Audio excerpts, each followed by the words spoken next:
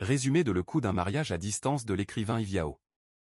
L'histoire met en scène Diana, une jeune femme ivoirienne en quête d'amour et surtout d'une meilleure vie en Europe. Elle entretient une relation sincère mais non désirée avec Eric, son ami d'enfance, tandis que son cœur et ses espoirs sont tournés vers un prétendu « blanc » rencontré sur Facebook. Convaincue de ses promesses et aveuglée par son rêve d'un départ pour la France, elle repousse Eric et mise tout sur cette idylle virtuelle. Avec l'appui de sa mère séduite par les cadeaux et les attentions de ce mystérieux homme, Diana va jusqu'à célébrer une dot virtuelle, l'épouse absent apparaissant simplement en ligne. Sa cousine Charlotte reste toutefois méfiante et n'a de cesse de la mettre en garde. Le jour du voyage tant attendu, Diana est embarquée par des complices du soi-disant fiancé.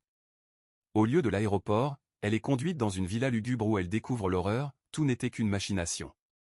Derrière l'identité du « blanc » se cache un criminel local qui l'assujettit pendant plusieurs mois à des sévices physiques, sexuels et occultes, la privant de liberté et l'utilisant comme source de profit. Après une fuite miraculeuse, Diana regagne sa famille, méconnaissable et brisée. Elle avoue avoir été victime d'une vaste tromperie et demande pardon à ses proches, reconnaissant que Charlotte avait vu juste.